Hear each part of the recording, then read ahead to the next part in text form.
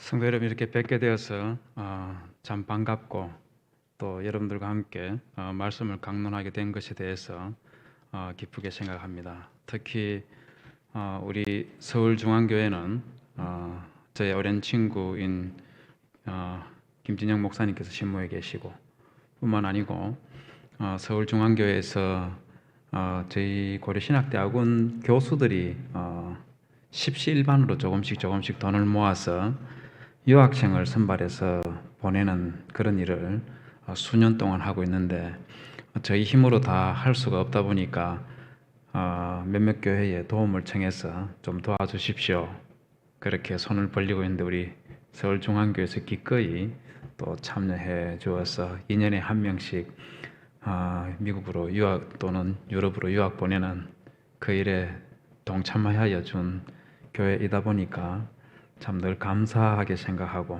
또 고맙게 생각하고 있는 그런 교회입니다. 그런 마음을 담아서 또 우리 교수들을 대신해서 제가 감사 인사를 또 드리도록 하겠습니다. 정말 감사합니다. 또 이렇게 함께 말씀을 강론할 수 있게 되었는데, 저에게 레이기를 강의하도록 그렇게 요청을 했었기 때문에 뭔가 좀 이 다이나믹한 그런 젊은 여러분들에게 에너지를 불어 넣어줄 수 있는 그런 것보다 레이기에 기록되어 있는 하나님의 이 말씀들 속에서 우리가 신앙과 관련해서 굉장히 중요한 세 가지 주제를 가지고 3일 동안 말씀을 함께 나누도록 하겠습니다. 제가 한 3년 전에 성전과 제사에서 그리스도를 만나다 하는 책을 쓴 적이 있고, 그리고 나서 또 3년 전에 레이기 주석서를 또 쓴 바가 있습니다. 그래서 제가 뭐 책을 썼다고 해서 모든 걸 다 아는 건 아니지만, 그래도 책을 쓰지 않은 분들에 비해서는 조금 레이기에서 좀 안다는 그런 자격으로 여러분들 앞에 서게 되었습니다.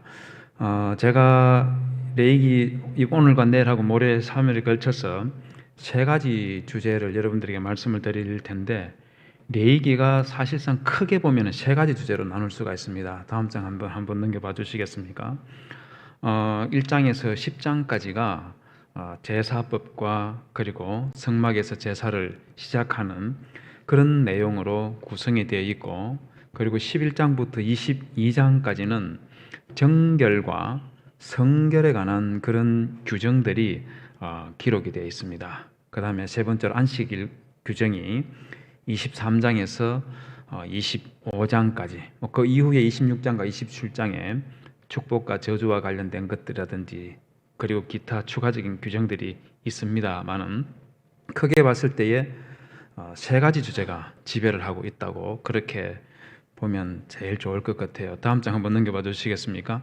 물론 이게 조금 더 포괄적으로 아닙니다. 그 앞에 속죄일을 기준으로 해서 이전과 이후로 7가지 주제로 또 묶을 수 있는 그런 방식도 있는데, 제가 이번은 여러분들에게는 그냥 더 큰 뭉치로 묶어서 세 가지 주제를 가지고 여러분들에게 말씀을 좀 강론을 하도록 그렇게 하겠습니다. 우리 이번 3일 동안 저와 함께 집중적으로 볼 이 레이기라는 이름이 우리 개역 개정 성경에서는 레이기라고 되어 있는데, 다음 장 넘겨봐 주시겠습니까? 이 70인역이라는 그 번역 성경책이 있습니다. 원래 우리 구약 성경은 히브리어로 기록이 되어 있는데, 이 성경책을 기원전 한 250년 전후로 해서 헬라어로 또는 그리스어로 번역한 성경책을 70인역이라고 부릅니다. 그 70인역에서 레이기를 레비티콘이라는 그런 명칭을 붙였고, 이걸 그대로 이어서 라틴어 성경과 그리고 영어 성경 킹 제임스 버전, 그리고 우리 한글 성경, 이렇게 역사를 쭉 이어오면서 레이기라는 그런 이름을 가지게 되었어요. 근데 실제로 히브리어 성경 자체에서는 레이기라는 이름을 쓰지 아니하고 바이크라 하는 그런 이름을 가지고 있습니다. 이 바이크라라는 요 말은 레이기 1장 1절, 여러분 보시면 빨간색으로 표시되어 있는 부분 있죠, 그죠? 저게 바로 히브리어로, 아니 앞에 그대로 두십시오. 바이크라라는 저 부분이 제가 빨간색으로 되어 있는 저게 히브리어 성경책 레이기의 이름이라고 그렇게 생각을 하시면 됩니다.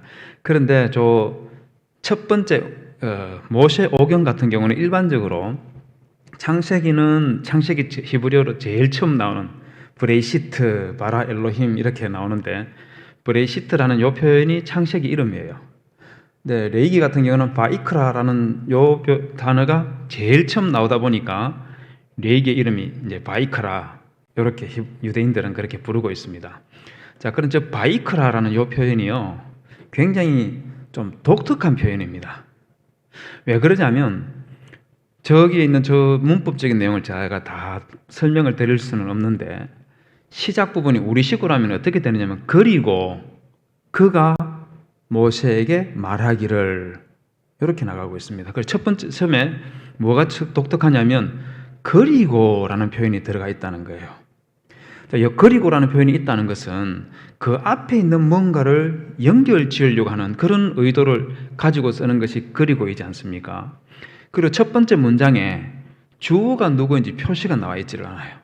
첫 번째 문장에서는 우리 한글 성경에서는 여호와께서 레위기 1장 1절에서 여호와께서 회막에서 모세를 부르시고 이렇게 번역이 되어 있지만 실제 히브리에서는 그런 표현이 안 나와 있고 그리고 그가 모세를 부르시고 이렇게 시작을 하고 있습니다.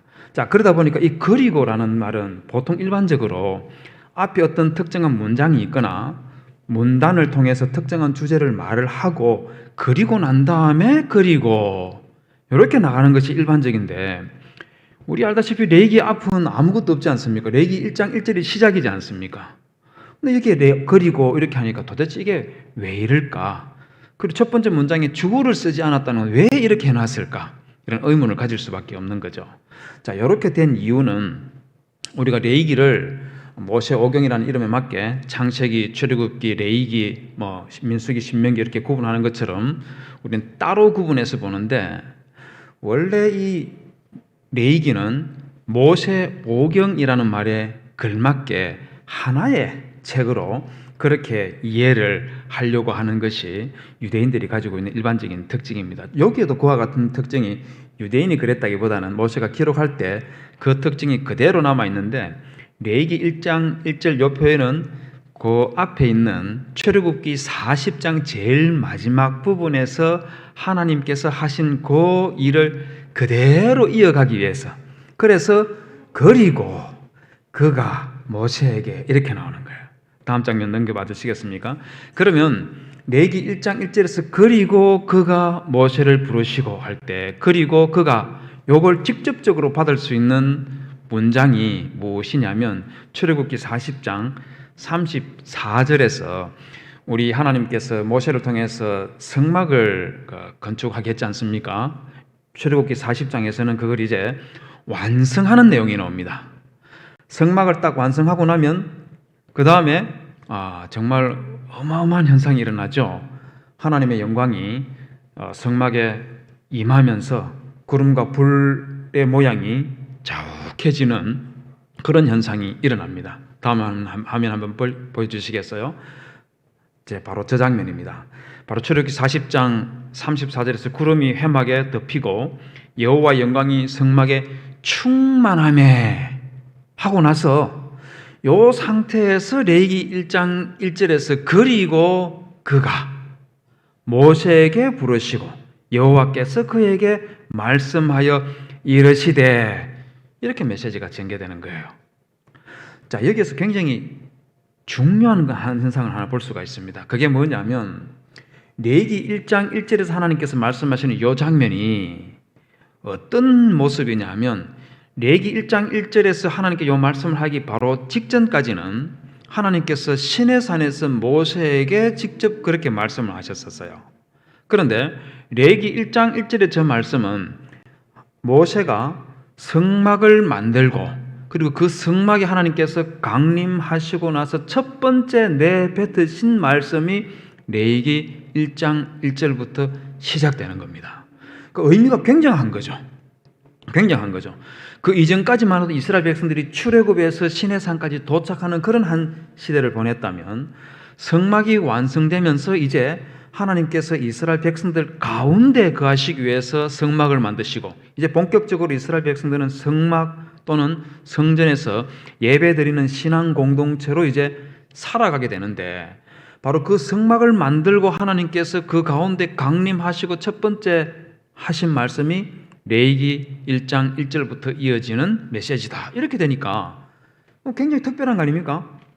그렇지 않습니까? 여러분들께서 아파트 입주하고 나서 제일 첫 번째 뭘 하실지는 잘 모르겠지만 그 의미 있는 행동들을 하실 거 아니겠어요? 그죠? 그렇지 않습니까? 그렇기 때문에 레위기 1장에 있는 말씀이 굉장히 의미심장한 것들이라는 겁니다. 그런데 그 의미심장한 내용들이 1장 1절에서 10장까지 이어지는 이 메시지의 내용이 무엇이냐면 제사에 관한 것들입니다.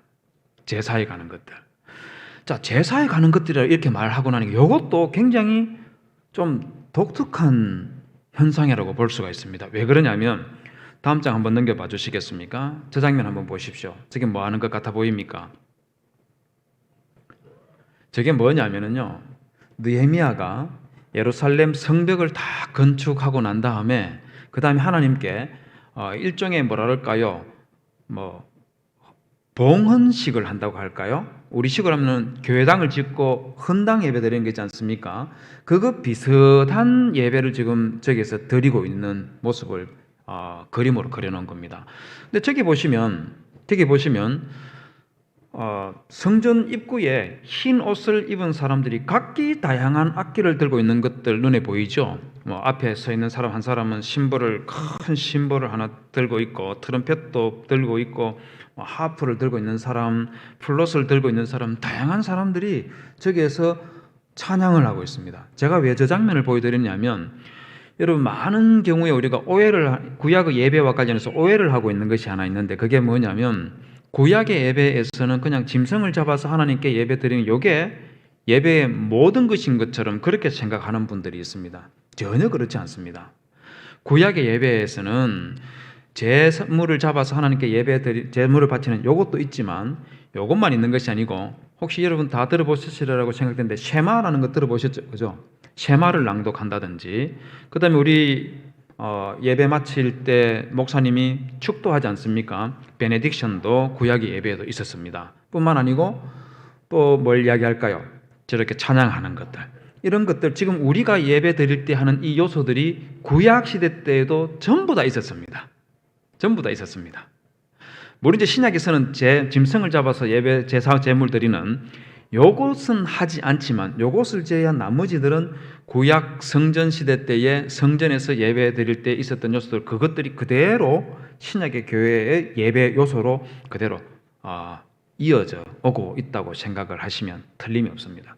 그런데 예배에서 뭐 축도도 있고 찬양도 있고 세마 낭독도 있고 토라 낭독하는 것도 있고 뭐 여러 가지가 있는데 찬양도 있고 거기에 대해서는 1절 레위기에서 언급하지 아니하고 무엇을 먼저 말하고 있냐면 제사와 관련된 것만 딱 규정을 주고 끝을 내버린다는 겁니다. 그래서 굉장히 이례적인 것이죠. 예배 요소가 제사 드리는 제물을 바쳐서 짐승을 잡아서 하나님께 바쳐드리는 요것만 딱 있기 때문에 그래서 요것만 기록했다 이러면 그런가 보다 이렇게 생각할 수밖에 없는 건데 다른 예배 요소들도 다 있는데 거기에 대해서는 언급을 하지 아니하고 짐승을 잡아서 하나님께 예배드리는 요것만 딱 하고 끝내버렸다는 거예요. 그래서 이례적이라는 겁니다. 그럼 왜 이랬을까요? 왜 이렇게 했겠습니까? 여러 가지 이유들을 생각할 수 있겠지만 가장 적절한 이유는 미시나라는 책에 보면 그 이유를 하나 설명을 해놓고 있습니다. 다음 장 한번 넘겨봐 주시겠습니까? 저게 미시나라는 유대인들이 성경 다음으로 중요하게 생각하는 종교 서적입니다. 탈무드 들어보셨죠? 그죠? 탈무드의 모체가 미시나라고 생각하시면 틀림이 없습니다. 이 미시나에다가 이야기를 첨가하고 또 우화도 집어넣고 뭐 이렇게 해서 만들어진 것이 그게 탈무드. 여러분들이 시중에서 보는 이 이야기 탈무드 이런 것들은 전체 탈무드에서 우리의 관심과 흥미를 끌만한 재미있는 요소 그것들만 추려서 만들어 놓은 것이고, 실제 탈무드는요 뭐 두꺼운 책 15권, 뭐 20권 전집 이렇게 됩니다. 저거는 모체이다 보니까 저것도 제법 많죠, 그죠? 두꺼운 책 한 5권 정도가 저렇게 있는 것을 6권 정도가 있는 것을 여러분 볼 수가 있는데, 저 미시나라는 이 책에 제바힘이라는 그 챕터가 있습니다. 다음 장 넘겨봐 주시겠습니까? 저기 보면 미시나 제바힘 10장 5절에 보면 왜 제사를 드리는지 그 이유를 한 줄로 딱 설명을 하고 있습니다. 그걸 뭐라고 하냐면은 because it comes to render him fit to enter the temple and eat holy things. 이렇게 하는데 제가 번역까지 해놨는데 굳이 영어로 한 거는 발음도 안 좋은데 영어로 해서 정말 죄송합니다. 한마디로 말하면 이시에 해당되는 것이 무엇이냐면 속죄제인데, 속죄제는 속죄 제물을 바치는 사람, 그 사람이 성전에 들어가서 거룩한 것들을 먹을 수 있는 자격을 부여해 준다. 이렇게 해놨습니다. 이게 무슨 말이냐면요, 성막 또는 성전에 들어가면 진설병 떡상이 있습니다. 이 진설병 떡상이 무엇하는 용도냐면 하나님께서 자기 백성과 상징적으로, 실제로 먹는 게 아니고 상징적으로 언약 잔치를 베푼다는 그런 차원에서 진설병 떡상 위에 떡 12덩이를, 이스라엘 12지파 전체를 의미하는 떡 12덩이를 올려놨었습니다. 그래서 그 안에 실질적으로 모든 사람이 들어갈 수 있는 것이 아니라 상징적으로 먹는 거예요. 상징적으로 먹는 거지만 이 떡을 먹을 수 있는 것은 아무나 할 수 있는 것이 아니에요. 왜 그러냐면 우리 알다시피 인간은 근본적으로 죄인이지 않습니까? 이 죄인이 거룩하신 하나님 앞에서 언약 잔치로 떡과 포도주를 먹고 마시려고 하면 우리가 가지고 있는 죄의 문제가 해소가 되고 해결이 되어야만 그분 앞에 가서 언약 잔치에 참여를 할 수 있는 겁니다. 바로 이 이유 때문에 짐승을 바쳐서 제사 드리는 이 규정이 레위기 1장에서 10장까지 제일 먼저 기록했다고 그렇게 보는 것이 가장 타당하다는 거죠. 그러니까 거룩한 예배, 하나님께서 받으시는 그 예배. 사실상 레위기는 세 가지인데, 첫 번째는 하나님 앞에 드리는 거룩한 예배에 대해서, 두 번째는 거룩한 삶에 대해서, 그 다음에 세 번째는 거룩한 안식에 대해서 세 가지 주제가 지배를 하고 있다고 보시면 틀림이 없습니다. 그 첫 번째가 거룩한 예배인데, 지금 미시나 제바힘에서 말하는 것을 그대로 이렇구나 하는 것을 보여주는 내용이 어디에 있느냐면요, 레위기 9장에 보면 이런 내용이 나옵니다. 여기 보면 레위기 9장이 굉장히 레위기에서는 의미 있는 사건입니다. 왜 그러냐면 레위기 1장에서 7장까지에서는 하나님께서 이스라엘 백성들에게 예배 드릴 때 제물을 바쳐 드리는 그 규정을 쭉 말씀해 주시고, 그 다음에 이 규정에 의해서 이스라엘 백성들이 성막에서 처음으로 공식적으로 예배 드리는 내용, 그게 레위기 9장에 기록되어 있습니다. 그러니까 우리 구약 성경에서 말입니다. 물론 아브라함도 하나님께 제사 드린 적도 있고 야곱도 제사 드린 적 있고 그렇지 않습니까? 그건 개인적으로 그냥 특별한 규정 없이 그냥 드렸던 것이고, 하나님께서 예배는 이렇게 드리라 하는 그 규정에 따라 가지고 공식적으로 이스라엘 백성들이 처음 예배 드리는 것, 그게 레위기 9장에 기록되어 있다는 겁니다. 자, 그런데 이 레위기 9장에 예배 드릴 때 굉장한 일이 일어납니다. 그게 뭐냐면요, 4절을 한번 보실까요? 4절, 또 화목제를 위하여 여호와 앞에 드릴 수소와 수양을 취하고 또 기름 섞은 소제물을 가져오라 하고 오늘 여호와께서 너희에게 나타나실 것임이니라, 이렇게 말합니다. 그러니까 하나님께 첫 번째 공식 예배를 드리는 그때 하나님께서 이스라엘 백성들 앞에 직접 나타나시는 거예요. 즉 이미 성막에 강림하여 계셨던 그 하나님께서 첫 번째 제사를 드릴 때에 그 제사 드리는 이스라엘 백성들 앞에 모습을 드러낸다는 겁니다. 그 모습 드러내는 방식이 무엇이었냐면 불로서 나타나셔가지고 제단의 제물들을 불태우는 그 일을 그때 그렇게 하십니다. 자, 그런데 이걸 하기 위해서 하나님께서 2절에서는 속죄제를 제일 먼저 드리라 하고 번제를 드리라 하고 화목제를 드리라 하고 소제물을 드리라, 이렇게 말씀하시고 그 다음에 너희에게 나타나실 것임이라 하고 나서 7절에 보면 왜 이와 같은 제물을 하나님께서 나타나실 것이기 때문에 이와 같은 제물을 버려야 된다고 말을 하느냐면 내 속죄제와 내 번제를 드려서 너를 위하여 백성을 위하여 속하고라고 그렇게 해놨습니다. 여기서 속한다 하는 말은 속한다는 말은 사실은 두 가지 의미를 가지고 있는데 죄를 제한다, 덮는다 이런 말도 있지만 여기에서 의도하고 있는 것은 무엇이냐면 우리 자신을 하나님 앞에서 정결하게 한다 하는 그런 의미를 여기에서 그런 의미로 사용을 되었습니다. 즉 우리가 하나님을 뵙기 위해서 또 그 앞에서 하나님께 예배 드리기 위해서 먼저 우리 자신을 정결하게 하는 것, 이게 필요한 거예요. 이걸 위해서 지금 1장부터 있는 제사의 규정들이 쭉 나오는 것들입니다. 이 중에서 제가 모든 것들을 다 말씀을 드릴 수가 없고 핵심되는 것들 몇 가지들만 여러분들에게 말씀을 드리겠습니다. 레위기 1장 1절에서 3절까지 보면은요, 하나님께서 이스라엘 백성들에게 제일 첫 번째 제사의 규정으로 주신 게 뭐냐면 번제입니다. 자, 그런데 이 번제를 드릴 때 3절에 보면 이 번제를 어떤 번제를 드리라고 말을 하고 있냐면 그 예물이 소의 번제이면 이렇게 시작을 하는데 여기에서 예물이라는 말이 제일 먼저 나왔죠. 그죠? 예물이라는 말이 제일 먼저 나왔는데 히브리에서는 예물이 먼저 나오기보다는 번제가 네가 드리는 그 번제가 소의 예물이면 이렇게 히브리에서는 되어 있습니다. 이 번제가 뭐라는 말이냐면 예물이라는 말입니다.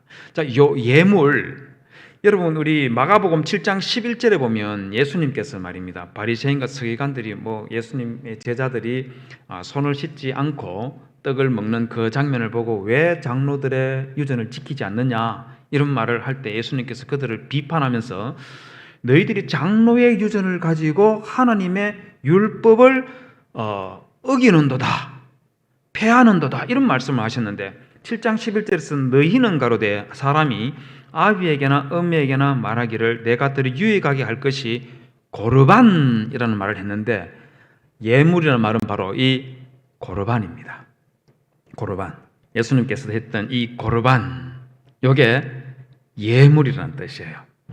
즉 이 번제를 하나님 앞에 드린 이게 첫 번째 의미가 무엇이냐면 예물, 고르반으로 드린다는 그런 의미를 가지고 있어요. 그래서 하나님께 예배 드릴 때 이 번제를 드린다는 것은 두 가지 의미를 가질 수 있어요. 첫 번째는 하나님께 감사의 의미로 바칠 수가 있어요. 예물이니까 선물이니까 감사의 의미로도 드리고 또 동시에 이것들은 속죄의 의미로도 드릴 수가 있어요. 굉장히 독특한 그런 제사가 번제입니다. 그런데 이 번제를 드릴 때 우리 하나님께서 굉장히 엄격하게 흠 없는 수컷을 드리라고 그렇게 규정을 하고 있습니다. 흠 없는 수컷. 왜 하필이면 흠 없는 수컷일까요? 왜 그러겠습니까? 어딜 가는 요즘은 남자들이 많이 그 고난을 당하지 않습니까? 우리 자매는 제가 이상한 말 하려고 하는 거 아닙니다. 제가 보니까 남자들 제가 어느 그 다큐를 보니까 호주 뉴질랜드에 있는 이 새들이 짝짓기를 하기 위해서 번식을 하기 위해서 애를 쓰는 장면을 본 적이 있는데요. 암컷은 그냥 구경만 하고 수컷은 그 암컷의 눈길을 끌기 위해서 막 온갖 제스처를 다 취하는데 막 춤도 추고 막 뛰기도 하고 막 그런 그 다큐를 제가 본 적이 있습니다. 이름도 참 독특한 이름들이 많이 있어요. 제가 그거 보면서 사람이나 짐승이나 가릴 것 없이 남자들은 무슨 죄를 많이 져서 그런지 모르겠지만 항상 저렇게 고생을 하는구나 하는 그런 생각을 제가 막 언뜻 많이 들었습니다. 그래서 제가 아내한테 같이 보면서 남자들이 문제는 문제인가 보다 이러니까 제 아내가 나는 다시 태어나도 여자로 태어나겠다 그렇게 이야기를 하더라고요. 고생하기 싫다 이러면서. 근데 하나님께서 수컷을 드리라고 한 데에는 그런 차원의 의미가 있는 것이 아니고, 여러분 일반적으로 구약 성경에서 수컷을 바치라고 할 때 다음 장 한번 넘겨봐 주시겠습니까? 일반적으로 1년 된 수컷을 바치도록 그렇게 요구를 합니다. 그런데 이 1년짜리라는 것, 이스라엘 백성들이 하나님께 제일 많이 바쳐드리는 제물이 무엇이냐면 염소와 양입니다. 그 중에서 양을 제일 많이 바쳐드립니다. 그런데 이 양 같은 경우에 염소는 이 출생 후 4개월이면은 임신이 가능하고 양은 6개월이면 임신이 가능합니다. 자, 그런데 양과 염소가 이 임신 기간이 5개월입니다. 그럼 토탈하면 몇 개월 되겠습니까? 태어나서 11개월쯤 되면은 그러면은 새끼를 낳을 수 있겠죠. 그죠? 그렇지 않습니까? 새끼를 낳는 거예요. 그러면 1년 된 암컷을 바치라고 해버리면 어떻게 되겠어요? 그 암컷은 새끼를 낳은 지 한 달밖에 안 되는, 새끼가 젖을 먹고 있는 그런 상태에 있는 겁니다. 그렇기 때문에 우리 하나님께서는 짐승을 우리에게 양식으로도 주시고 또 하나님께 제사를 드리도록 이렇게 허용을 했지만 근본적으로 우리 하나님께서는 천륜을 거르치는 그런 짓은 절대로 용납을 하지 않습니다. 그래서 젖을 물리고 있는 암컷을 제물로 바치는 이런 것들은 하나님께서 용납을 하지 않는 거예요. 그러다 보니까 1년 된 암컷을 바치도록 하지 아니하고 새끼를 먹이는 것과 전혀 관계없는 1년 된 수컷을 바치도록 주로 하나님께서는 요구를 하고 있습니다. 그런데 이 수컷 앞에 항상 따라붙는 형용사가 하나 있습니다. 흠없는입니다. 다음 장 넘겨봐 주시겠습니까? 레위기 1장 3절에만 그와 같은 표현이 있는 것이 아니라 1장 3절, 1장 10절, 3장 1절, 6절, 4장 3절 저기 보시면 흠없는 수컷, 흠없는 것을 바치라 하는 말을 굉장히 많이 하고 있습니다. 흠없는 것이 어떤 것이냐면 레위기 22장 21절에서 24절에 보면 흠없는 것들의 기준이 있어요. 그게 뭐냐면 너희는 눈먼 것이나 상한 것이나 지체의 배임을 당한 것이나 종기 있는 것이나 섭진 있는 것이나 비루 먹은 것을 여호와께 드리지 말며 24절에서 너희는 고환이 상하였거나 치였거나 이런 것들도 역시 바쳐서는 안 된다 하면서 흠 있는 것이 어떤 것인지 쭉 규정을 해놨습니다. 저것들 보면은요 주로 뭐랄까요, 이 지체가 하나가 더 있다든지 발이 4개야 되는데 5개가 있다든지 뭐 이런 형태들 있지 않습니까? 주로 이런 종류들이 흠 있는 것들이라고 그렇게 볼 수가 있습니다. 그런데 여기에 그치는 것이 아니라 섭진 있는 것이나 비루 먹은 것이라는 표현이 있는데 이것들은 뭐냐면 여러분들은 짐승들 키워볼 일이 없었기 때문에 잘 모르실 겁니다만 저는 그 시골에서 자랐기 때문에 저는 소도 타고 다녀보고 염소도 키워보고 했던 그런 어린 시절이 있었습니다. 소 같은 거 키울 때 보면은요 이 소 등에 종기 비슷한 거, 진물이 나는 이런 형태, 이런 것들이 있습니다. 이런 것들을 섭진이나 비루 먹은 것이라고 그렇게 하는데 여러분들은 다들 깨끗하고 또 예쁘고 멋있는 그런 옷차림으로 지금 여기 앉아 계시지만은 제가 초등학교 다닐 때만 해도 우리 그 촌에서 자라는 아이들은 얼굴에 버짐 같은 것도 피기도 하고 또 머리에도 뭐가 생기고 그런 경우들 많이 있었지 않습니까? 이런 종류들이 섭진과 비루에 해당되는 것들입니다. 이런 것들이 있으면은 흠 있는 거예요.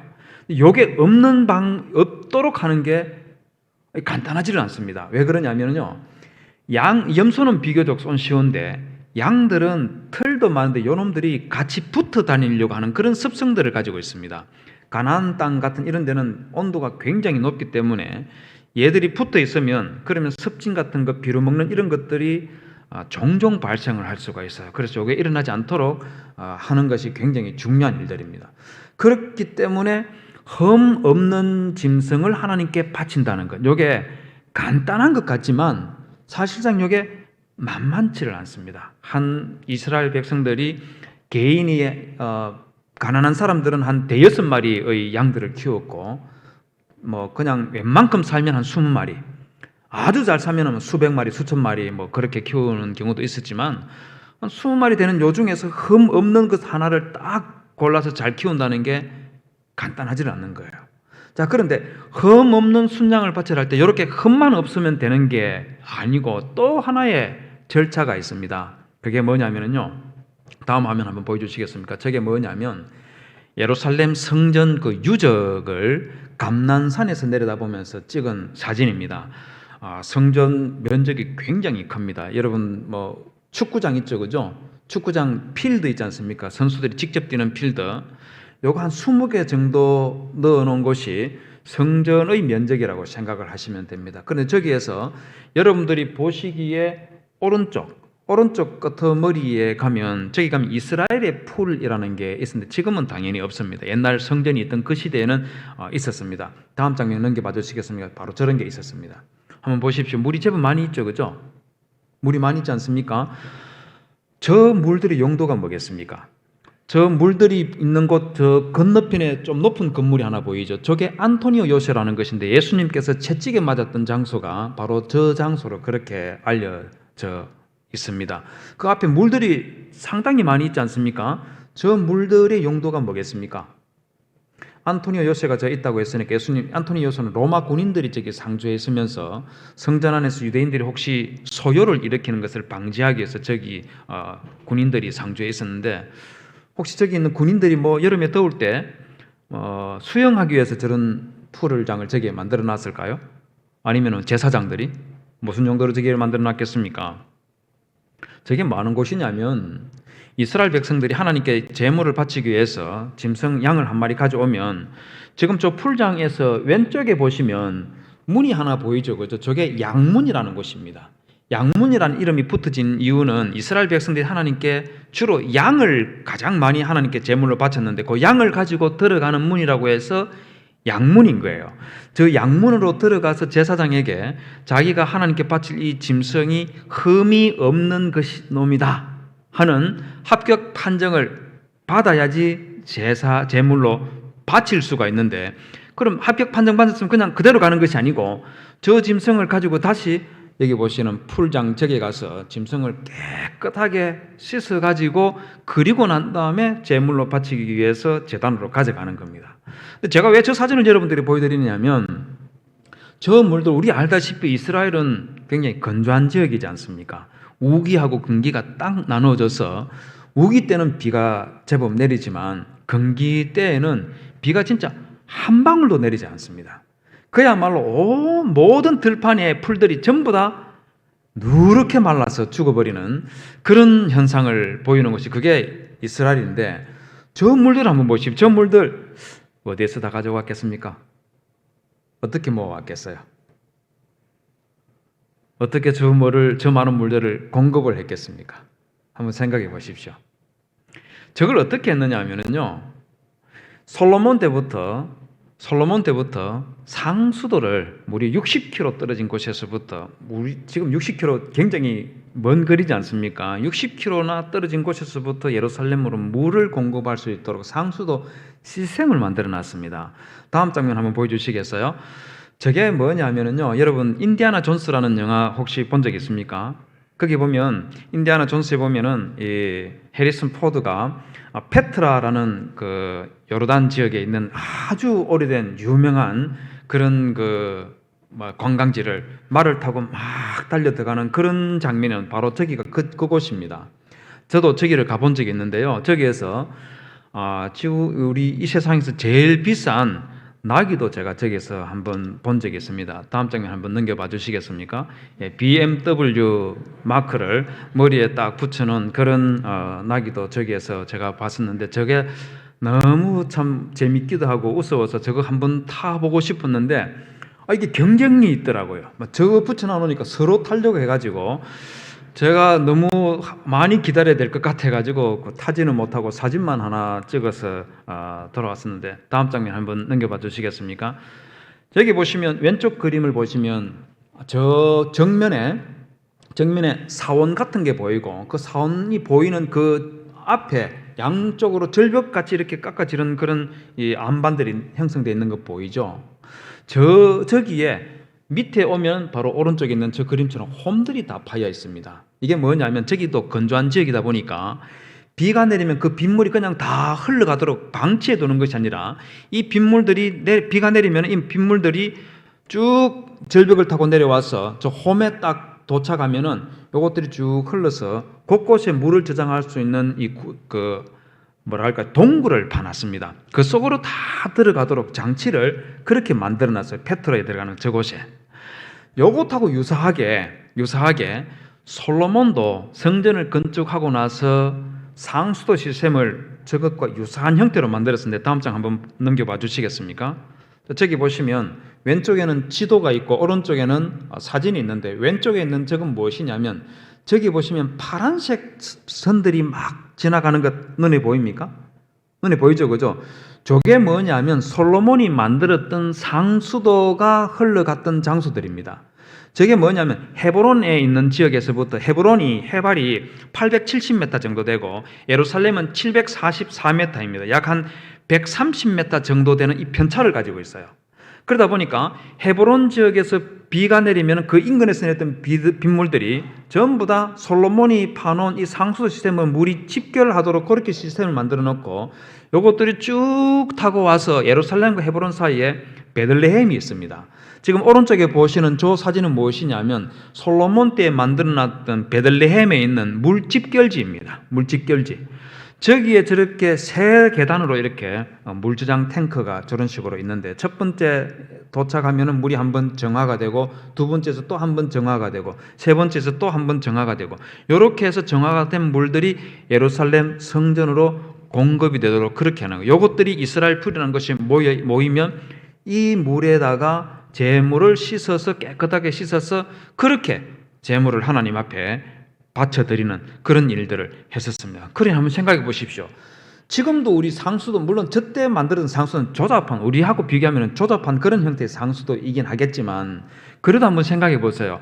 무려 60km나 되는 그런 긴 거리를 두고 상수도를 만든다는 것, 그것도 지금부터 3000년 전에 이와 같은 시스템을 만들었다는 것은 굉장히 놀라운 일 아니겠어요? 굉장한 일이죠.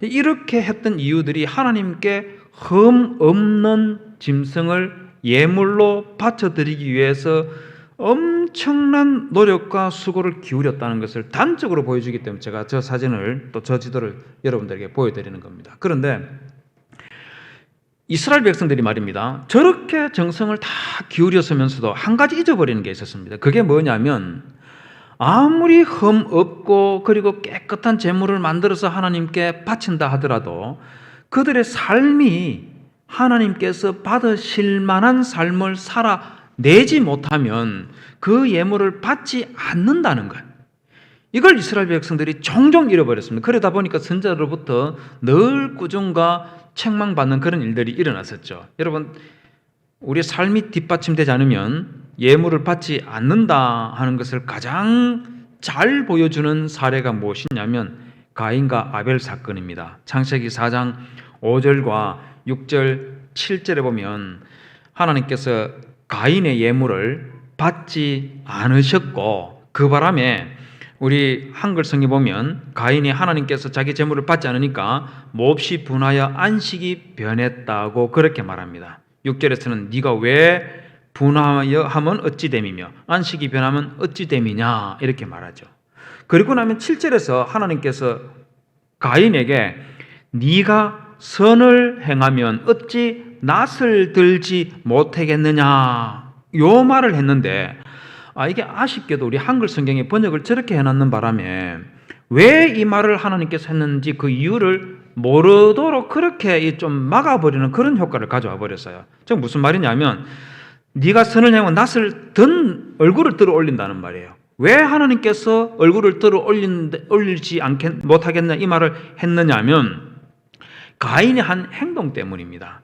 5절에 가인이 몹시 분하여 안색이 변하니라고 했고, 8절에서도 하나님께서 네가 분하여 하면 어찌 됨이며 안식이 변하면 어찌 됨이냐, 안식이 변하면 어찌 됨이냐 했는데, 요 말 영어 성경을 한번 보십시오. 영어 성경을 보면 뭐라고 해놨습니까? His face was downcast라고 되어 있죠. 그죠? 이 말은 얼굴을 푹 숙이고 있다 그 말인 겁니다. 막 화가 나가지고 얼굴을 막 숙이고 있는. 왜 얼굴을 숙였습니까? 하나님께서 가인과 그의 제물을 받지 않았기 때문에. 그래서 화가 나서 얼굴을 푹 숙이고 있는 거예요. 자, 그런 가인을 보고 네가 선을 행하면 어찌 낯을 들지 못하겠느냐, 얼굴을 숙이게 있는 것이 아니고 얼굴을 들지 못하겠느냐 이 말을 한 거예요. 이 말은 그러면 하나님께서 하신 말씀의 의도가 무엇이냐면, 네가 지금 내가 너의 제물 받지 않은 것 때문에 얼굴 숙여가지고 막 화를 내고 있는데 네가 선을 행하였더라면 어찌 낯을 들지 못하겠느냐, 이 말은 내가 너의 제물을 받았을 것이고 그러면 네가 얼굴을 숙이고 있는 것이 아니라 얼굴을 들고 있지 않겠느냐, 그 말씀을 하시는 거예요. 근데 한글 번역을 저런 식으로 해버리니까 도대체 무슨 맥락 속에서 이 말씀을 했는지 헷갈리게 만들어 버리는데 히브리어 성경과 영어 성경에서는 이것이 좀 더 명확하게 표현되도록 그렇게 해놓은 겁니다. 바로 저기서 우리가 볼 수 있는 것이 무엇이냐면 가인이 하나님께 바친 예물, 그게 비록 땅에서 난 곡물이라 하더라도 하나님께서 그게 곡물이기 때문에 안 받으신 것이 아니라 지금 창세기 4장 7절에서는 가인이 근본적으로 하나님 앞에서 선을 행하는 삶이 아니라 악을 행하는 삶을 늘 사는 그런 모습이었기 때문에 그래서 가인도 받지 않고 그의 재물도 받지 않으셨다 이 말씀하고 있는 거예요. 굉장히 의미심장한 것이죠. 굉장히 의미심장한 것이죠. 이게 하나님께서 예배를 받으시고 재물을 받으시는 근본적인 원리인데 가인은 이걸 생각 못했고 이스라엘 백성들도 생각하지 못했다는 겁니다. 여러분 이것은 우리 신약 시대에 또 저는 마찬가지라고 생각합니다. 로마서 12장 1절에 보면 바울이 이런 말을 한 적이 있죠. 그러므로 형제들아 내가 하나님의 모든 자비하심으로 너희를 권하노니 너희 몸을 하나님이 기뻐하시는 거룩한 산 제물로 드리라. 우리 자신 하나님 앞에 거룩한 제물로 드리라 그렇게 해놨어요. 그렇죠, 그죠?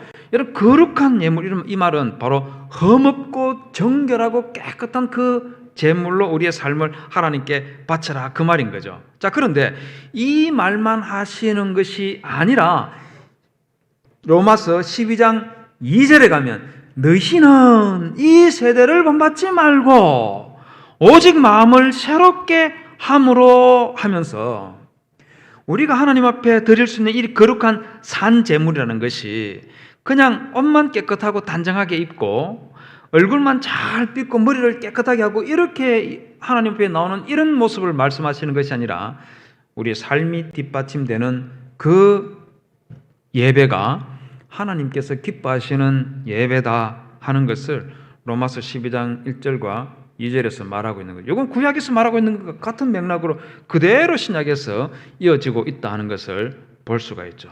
그렇기 때문에 굉장히 우리 시대에 굉장히 중요한 요소라고 생각합니다. 하나님 앞에 드리는 예배라는 게 과연 우리가 어떤 모습이어야 될까? 예배의 요소들은 둘째지만 우리가 하나님 앞에 드리는 예배의 모습은 이렇게 해야 된다 하는 것을 단적으로 보여주는 것이 바로 흠 없는 수컷이라는 이 표현 속에서 잘 담겨 있다고 그렇게 보면 될 것 같아요. 그 다음에 우리가 또 생각해야 되는 것은 하나님께서 우리에게 주었던 이 예배가 감사제라는 형태로도 나와 있습니다. 이 감사 예배는 레위기 3장에 기록되어 있는데 여러분 이 화목제를 감사 예배라고 그렇게 감사 제물이라고 그렇게 이해를 하시면 틀림이 없습니다. 그런데 이 화목제도 하나님 앞에 짐승을 불태워서 바쳐드리는 그런 제사예요. 그러면 번제하고 똑같은 거 아니냐 이렇게 생각할 수밖에 없는데 그러나 완전히 다릅니다. 완전히 달라요. 어떻게 다르냐면 다음 장 한번 넘겨봐 주시겠습니까? 이 번제하고 화목제하고는 세 가지가 차이가 나는데 번제는 흠없는 짐승의 수컷만 드린 데 반해서 화목제는 암수를 가리지 않고 드렸습니다. 그러다 보니까 꼭 1년 된 게 아니라도 바칠 수가 있었습니다. 왜 이렇게 이게 경계를 확장하는 그런 모습인데 2절도 같은 현상이에요. 정결한 짐승을 하나님께 화목제물로 바쳐야 드리는데 자원하여 드리는 제사인 경우에는 지체가 더하거나 덜한 소나 양을 바칠 수가 있었습니다. 번제하고는 좀 다르다 하는 걸 느낄 수가 있죠. 번제는 굉장히 엄격하게 흠없고 1년 된 순양 이렇게 규정이 되는 데 반해서 화목제는 이걸 오픈해 버리는 겁니다. 왜 이렇게 오픈해 버리냐면 하나님께 감사 제물을 드릴 때는 이걸 흠없는 감사 제물을 드릴 때는 이게 미리 내가 이 감사 예물을 드려야 되겠다 이렇게 감사 예물을 드리는 경우도 있겠지만은 적극적으로 하나님께 감사 예물을 드리는 이런 경우들도 있는 거예요. 즉 이스라엘 백성들 같은 경우에 말입니다. 이스라엘 백성들 같은 경우에 예루살렘에 가는 일이 쉬운 일이 아닙니다. 근데 누군가가 자기가 서원한 예물을 하나님께 바치기 위해서 예루살렘으로 가는데 친구 따라 강남 간다는 말이 있는 것처럼 말입니다. 자기도 이제 따라간 거예요. 딱 가보면 예루살렘 성전을 딱 보면 완전히 막 뭐랄까요? 우리 시대에 마치 우리나라에서 제일 큰 빌딩 롯데월드타워 저거 이야기할 거예요. 저거 보면은 지금은 여러분 가보셨는지 모르겠는데 제일 꼭대기층에 올라가서 밑으로 내다보면은 그냥 뭐 간이 그냥 두근두근 하면서 떨어지면 죽겠다는 이런 생각 바로 들지 않습니까? 굉장히 큰 빌딩이지 않습니까? 지금 우리 시대는 저게 그렇지만 여러분 이스라엘 백성들 지금부터 뭐 2500년, 3000년 전 이럴 때에 예루살렘 성전은요 정말 거대한 건물입니다. 엄청난 건물이에요.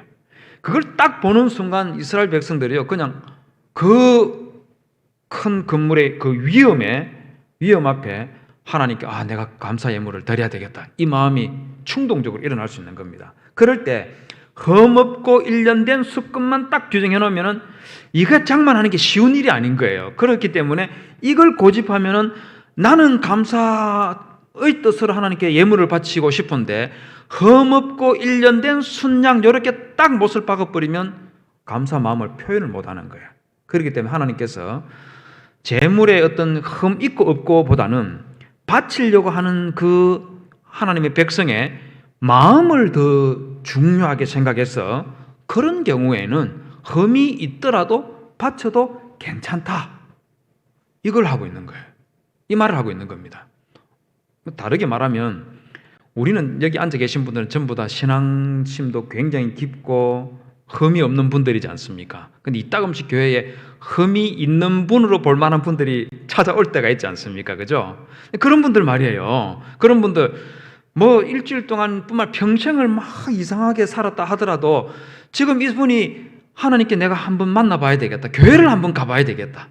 예배를 한번 드려봐야 되겠다. 이런 생각 가지고 찾아왔을 때 당신은 평생을 지저분하게 살아서 어디 교회에 들어옵니까? 이런 식으로 할 게 아니라는 겁니다. 그 사람의 마음을 하나님께서 먼저 받으신다. 이렇게 이해해도 되지 않겠나 싶어요.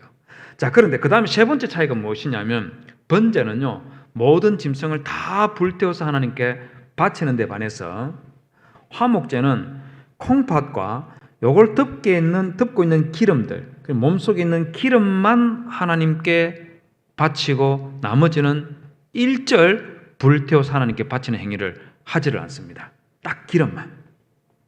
하나님께서 제일 좋아하는 부위가 기름이라고 생각을 하시면 됩니다. 우리는 제일 싫어하지 않습니까? 그죠? 우리는 제일 싫어하는데 하나님께서는 그 부위를 제일 좋아하십니다. 그런데 옛날에는 기름이 우리 나라 사람들 식생활에서 기름이 제일 중요한 부분이었다는 것 여러분들 아마 모르실 겁니다. 아마 60대 이상 되시는 어르신들은 옛날 잔치하면은 소 한 마리 잡으면 고기만 먹는 것이 아니고 거기에 있는 붙은 기름들 가지고 전 부쳤던 거 다들 기억하시죠? 전 부치고 나면은 이 돼지 기름이 조금 남아요. 이거 어떻게 했겠습니까? 버렸을까요? 재활용했을까요? 버리지 않았습니다. 요거 그대로 전 부친 그 사람이 그 집에 가지고 가서 된장이나 국 끓일 때 조금 썰어서 그 기름을 넣어서 국에 된장에 기름기가 동동 뜨게 하는 거. 이 맛이 기가 막힌 맛이었습니다. 여러분들 이거 먹으라 하면은 뭐 기절을 하고 안 먹으라 하겠지만은 옛날에는 그 정말 귀한 거예요. 그래서 전 부칠 때 남은 그 기름 지나가던 사람이 아무나 주워가면은 큰 싸움 났습니다. 반드시 전 부치는 그 자리에 앉아있던 그 아주머니가 그 기름을 가지고 가는 거지 다른 사람이 손댔다면은 싸움이 났습니다. 지금 우리 시대가 많이 바뀌어서 뭐 지방간 생겼다 이러면은 죽을 병 걸린 것처럼 우리 다들 뭐 기겁하지 않습니까? 근데 하나님 그 지방간 좋아하신다는 걸 아십니까? 농담입니다. 어쨌든 하나님께 바쳐드린 그 기름만 바쳐드리고 나머지 고기들 중에서 오른쪽 뒷다리는 제사장이 그리고 나머지들은 바친 사람이 먹도록 되어 있습니다. 이 화목제는요 하나님께 제물을 바치는 이런 종류로 끝나는 것이 아니라 말 그대로 화목제는 공동체가 함께 먹고 마시면서 교제하는 것이 주 목적인 거예요. 자, 그러다 보니까 레위기 7장 15절에서 18절에 보면 감사함으로 드리는 화목제 희생의 고기에 대해서 굉장히 독특한 규정을 하나 만들어 놨습니다. 그게 뭐냐면 화목제 희생의 고기를 드리는 그날에 먹을 것이고 조금이라도 이튿날 아침까지 두지 말고 당일날 다 먹어 치우라 그렇게 했습니다. 자, 그 다음에 16절에서 그러나 그 희생의 예물이 서원이나 자원의 예물이면 그 희생을 드린 날에 먹을 것이고 남은 것은 이튿날에도 먹을 수가 있다. 그러나 이 고기를 3일까지 남았으면 불태워야 되지 조금이라도 먹으면 그 제사는 연락되지도 않고 하나님께서 앞에 가증한 것이 되어서 오히려 죄가 된다고 그렇게 말했습니다. 여러분, 왜 이와 같은 독특한 규정을 만들어 놨겠습니까? 왜 그랬을까요? 썩기 때문에 그럴까요? 가나안 땅은 더운 동네니까 며칠 놔두면 썩을 거기 때문에, 그래서 신선하고 깨끗한 음식을 먹도록 하기 위해서 당일날 먹어치우라고 그렇게 했을까요? 만약에 그런 것 같으면 문제가 아니었습니다. 그럼 모든 고기를 당일에 다 먹으라 해야 될 텐데 이튿날에도 먹을 수 있는 것이 있었어요. 당일에 먹어야 되는 것, 이튿날까지 두고 먹을 수 있는 이런 것도 구분을 해놨다는 겁니다. 그러니까 왜 이렇게 해놨느냐면, 여러분, 자 이제 한번 상상을 한번 해봅시다. 자, 여러분들께서 돈이 많아가지고 하나님께 송아지 한 마리를 하나님께 바쳤다고 칩시다. 1년 된 소 한 마리 바치는데 그 속에 있는 기름은 전부 다 하나님께 바쳤고, 소 오른쪽 뒷다리는 제사장에 줬고 나머지는 먹어야 됩니다. 당일에 다 먹을 수 있습니까? 없습니까? 소 한 마리 다 먹을 수 있겠어요? 그 정도로 위대하십니까? 그거 아니지 않습니까? 소는 너무 크면 그 양이라고 칩시다. 양 한 마리, 양갈비 좋아하시죠? 그죠? 그 양갈비뿐만 아니고 양 전체를 말입니다. 당일에 다 먹어낼 수 있습니까? 불가능합니다. 그럼 한번 생각해 보십시오. 이 양 한 마리를 당일에 다 먹어 치우려면 어떻게 해야 될 것 같습니까? 어떻게 해야 되겠어요? 예루살렘 성전에 와 있는 순례의 목적으로 왔던, 어떤 목적으로 왔던 거기에 있는 많은 사람들이 있지 않겠어요? 그 사람들과 나누어 먹지 않으면 양 한 마리 당일에 먹을 수 없어요. 소는 더더군다나 절대로 불가능한 일입니다. 나누어 먹는 거예요. 왜 나누어 먹느냐면, 여러분 시편 22편에 보면 감사 제물을 드리면서 노래하면서 부르는 아주 독특한 내용이 있습니다. 저기 보면 대회 중에 나의 찬송은 주께로서 온 것이니 주를 경외하는 자 앞에서 나의 서원을 갚으리이다. 서원제 갚는다고 했죠. 그죠? 감사 예물을 지금 바치고 있는 겁니다. 자, 그리고 나니까 26절에 보면 겸손한 자는 먹고 배부를 것이며 여호와를 찾는 자는 그를 찬송할 것이라. 너희 마음은 영원히 살지어다. 이렇게 말해놨습니다. 자, 여기에 겸손한 자가 있는데 저게 히브리어에서는요, 영어 성경에서 잘 번역해놨는데 the poor입니다. 가난한 자는 먹고 배부를 것이고 그를 찾는 자 이래놨습니다. 자, 여기서 보시는 것처럼 하나님 앞에 감사 제물을 바친 이것을 누가 먹는다는 겁니까? 나만 먹는 것이 아니라 예루살렘 성전에 와 있는 가난한 사람에게 나누어줘서 이걸 함께 먹는다는 거예요. 그 가난한 사람만 먹는 것이 아니라 그 다음에 나오는 표현을 보십시오. 여호와를 찾는 자는 그를 찬송할 것이라는데 이게 무슨 말이겠어요? 이게 무슨 말이냐면요, 하나님을 한번 만나고 싶어서 또 하나님께서 계시는지, 또 하나님께서는 나에게 복을 주시고 은혜를 베풀어 주시는지 그것을 구하고 싶어서 오랫동안 하나님과의 그 관계, 그 하나님의 그 살아계심, 그걸 경험하기 위해서 애를 쓰고 노력했는데 나에게는 도무지 그와 같은 은혜를 베풀어 주시는 것을 잘 모르겠더라는 거예요. 그런데 예루살렘 성전에 와서 감사 예물을 바치는 이 사람이 그냥 감사 예물을 나누어 주는 것이 아니라 내가 하나님으로부터 이와 같은 은혜를 받았습니다. 그래서 감사 예물을 드렸고 이것을 나눕니다 하면서 나누어 주는 거예요. 그렇게 감사 예물을, 제물을, 고기를 나누어 주는 사람이 하는 그 간정을 듣고 여호와를 찾는 자는 비록 나에게는 아니었지만 이 사람에게 역사하시는 그 하나님을 바라보면서 하나님을 찬송하는 일이 일어난다는 거예요. 여러분 29절을 볼까요? 29절에 보면은 세상의 모든 풍부한 자가 먹고 경배할 것이요 진토에 내려가는, 즉 지옥에 내려가는 자, 곧 자기 영혼을 살리지 못할 자, 이런 사람들도 감사 제물을 나눠주는 그것을 먹으면서 하나님을 찬양하는 이런 일들이 일어나더라 하면서 감사 예물을 바치는 이 사람이 이렇게 찬양을 하고 있는 거예요. 바로 이게 감사 예물을 바쳤을 때에 당일에 먹고 이튿날까지 먹을 수 있는 것도 있지만 제3일에는 절대로 넘기지 못하고 다 먹어치워라.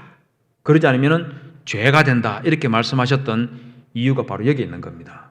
이런 걸 생각하면은요, 우리가 교회 여러분들도 감사 헌금 할 때 있지 않습니까? 이 감사 헌금의 용도가 의도가 이런 것들이 목적이었는데 요즘은 이런 의도와 목적이 너무 사라져 버렸다는 게 굉장히 아쉽습니다.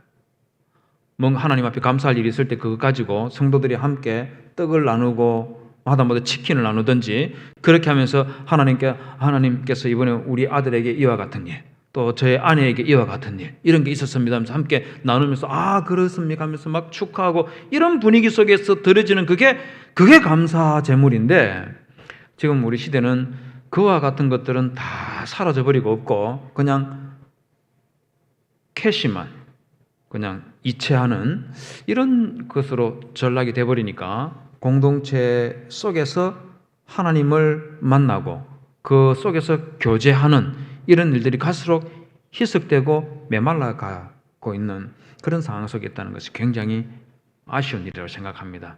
중앙교회는 좀 이런 것들을 좀 회복할 수 있었으면 참 좋지 않겠나 그렇게 생각합니다. 그 다음에요, 여러분들이 하나 더 알아둬야 될 것이 무엇이냐면 속죄제물입니다. 여러분, 속죄제물 같은 경우 구약의 제사가 5종류가 있는데 번제, 소제, 감사제, 그리고 속죄제, 속건제 5가지가 있는데 이 제물들이 등급이 있다는 거 아십니까? 등급이 있어요. 거룩성에 있어가지고 등급이 있습니다. 미시나 아까 말씀드린 그 미시나 제바임 5장 1절에서 5장 8절에 보면 거룩성이 제일 높은 제사 요거는 번제, 속죄제, 속건제입니다. 상대적으로 거룩성이 낮은 제사가 있는데 그게 뭐냐면 화목제, 그 다음에 첫 생산물, 그 다음 11조, 6월절 양 요것들은 거룩성이 떨어집니다. 이게 왜 떨어지느냐 하면요 다른 이유가 있는 것이 아니고 거룩성이 높은 제사의 제물들은 절대로 성전 밖으로 이 고기를 가지고 나갈 수가 없어요. 나갈 수가 없습니다. 자, 그런데 저기 있는 11조라든지 6월절 양, 그 다음에 첫 생산물 이런 것들은 성전 밖으로 가지고 나갈 수도 있고 그렇습니다. 근데 이 중에서요, 이것들 중에서 당연히 압도적으로 거룩성이 월등히 높은 그런 제물이 또 하나 있습니다. 뭐가 있겠습니까? 뭐가 있겠습니까? 짐작이 가시겠습니까? 아마 짐작하기 쉽지 않을 거예요. 미시나 제바임에서 거룩성이 가장 높은 제사는 뭐라고 하느냐면 다음 장 한번 넘겨봐 주시겠습니까? 속죄제의 피입니다. 속죄제 피. 이례적이라는 생각 들지 않습니까? 속죄제 고기가 아니고 속죄제물의 피, 이게 가장 거룩한 Holy of Holies 그렇게 표현할 정도로 굉장히 거룩한 부분이 속죄제물의 피입니다. 속죄제는요 굉장히 독특한 면들을 여러 가지를 가지고 있습니다. 첫 번째가 뭐냐면은 속죄제물은 바치는 사람이 누구냐에 따라서 바칠 수 있는 제물의 종류도 달랐습니다. 저기 보시는 것처럼 바치는 자의 경우에 제사장과 또는 전체 회중이 죄를 지었을 때는 숫송아지를 바치는 데 반해서 족장이나 리더, 평민들은 순염소, 암염소, 암양, 가난한 사람들은 산비둘기나 집비둘기 이런 걸 바칠 수가 있었습니다. 여기서 보면 등급이 종류가 달라지는 것을 보면 왜 이렇게 구분해 놨을까? 당연히 생각해 볼 수가 있는데 제가 보기에 첫 번째 이유는 무엇이냐면 제물 바치는 사람의 이 재정적인 이 능력을 고려한 부분이 있어요. 즉 가난한 사람에게 산비둘기, 집비둘기 이걸 바치도록 했는데요. 산비둘기, 집비둘기 바치는 것이 쉽지 않은 일이지 않겠습니까? 그런데 고대 사회 속에서는 집비둘기를 키워서 먹는 이런 것들이 있었기 때문에 집비둘기는 좀 쉽게 구할 수가 있었습니다. 다음 장 한번 보여주시겠습니까? 예, 저기 보시면 집비둘기나 산비둘기를 잡아서 바치도록 했는데 그 다음 장 한번 넘겨봐 주십시오. 저게 뭐 같아 보입니까? 저게 뭐냐면 비둘기 키우는 사람이 가지고 있는 비둘기 집입니다. 구멍이 몇백 개가 있는데 저 속으로 비둘기가 다 드나들면서 집을 짓고 있습니다. 다음 장 한번 넘겨봐 주십시오. 저건 거의 비둘기 공장이라고 해도 과언이 아닐 정도로 비둘기가 수백 마리, 수천 마리를 저렇게 키웁니다. 자, 그런데 비둘기는 기본적으로 이 날아다니는 생명체들이지 않습니까? 그렇기 때문에 이것을 잡으면은 쉽게 잡을 수 있겠습니까? 아니면 어렵겠습니까? 어떨 것 같아요? 집 비둘기는 비교적 쉽겠지만 산비둘기는 쉽지 않아요. 그러다 보니까 산비둘기나 집비둘기를 바치도록 할 때, 하나님께 속죄 제물을 바칠 때 송아지, 양, 염소 이런 것들은 전부 다 흠 없는 것으로 바쳐야 되는데, 비둘기를 바치도록 할 때는 흠 없는이라는 요 표현이 없습니다. 흠 없는 표현이 없어요. 흠 없는이라는 표현이 왜 없겠습니까? 왜 없겠어요? 흠 없는 상태로 잡는 것이 굉장히 힘들기 때문입니다. 한번 생각해 보십시오. 내가 가난해서 그날 벌어서 그날 먹고 사는데 산비둘기를 한 마리 잡아서 하나님께 바치려고 하면 하루 하면 잡겠습니까? 한번 잡아 보시겠습니까? 오성과 한음 이런 거 보면은 이 소쿠리 뒤집어 놔놓고 밑에 쌀 좀 펼쳐 놔놓고 이러면은 거기에 싹 들어오면은 탁 당기면은 잡고 하는 그런 것 혹시 어릴 때 만화로 본 적 있으시죠? 그런 추억도 없으면 굉장히 심각한 겁니다. 너무 신앙생활만 열심히 하려고 성경만 읽고 있기 때문에 그래서 그렇다고 생각을 해야 되는 건 아니죠. 그죠? 다들 아시죠? 근데 혹시 여러분 소쿠리에 쌀 좀 뿌려놓고 참새든 비둘기든 잡으려고 한번 시도해 본 적 있습니까? 없으시죠? 저는 한번 시도해 봤습니다. 성공했을까요? 실패했을까요? 안 잡힙니다. 참새가 저보다 더 똑똑합니다. 굉장히 잡기 힘들어요. 그렇기 때문에 웬만해가지고는 안 잡힙니다. 비둘기도 마찬가지죠. 그렇기 때문에 새총이나 이런 것 가지고 쏘아서 잡아야 되는데 새총 쏘아가지고 다리가 하나 부러져 버렸다. 이러면 흠이 있는 겁니까? 없는 겁니까? 다리 부러져 버리면. 흠 있는 거죠? 그렇지 않습니까? 그렇기 때문에 흠 없는이라고 하면은 산비둘기를, 가난한 사람이 산비둘기를 잡아서 흠 없는 상태로 바치려고 하면 이게 거의 불가능에 가깝기 때문에 그래서 흠 없는이라는 이런 표현을 사용하지를 않는 거예요. 집비둘기, 산비둘기도 바칠 수 없으면 뭘 바칠 수가 있냐면 고운 가루 에바 10분의 1을 바쳤다고 했는데 요거는 어느 정도 되느냐면 밀가루 2.2리터입니다. 밀가루 2.2리터. 이것만 바치면 되는 거예요. 송아지가 아니고 양도 아니고 염소도 아니고 밀가루 한 움큼. 그러니까 하나님께서 가난한 사람에게 대한 이 배려가 속죄 제물을 바칠 때에 하고 있다는 것을 우리가 여기에서 볼 수가 있는 거죠. 자, 그런데 다음 장 넘겨 봐주시겠어요? 그런데 여러분 저거 한번 보십시오. 제사장의 경우에 숫송아지를 바치도록 그렇게 시켰습니다. 왜 그랬겠습니까? 제사장이 제일 잘 살기 때문에 저랬을까요? 그렇습니까? 우리 담임 목사님이 제일 잘 삽니까? 여기 우리 정한교회에서?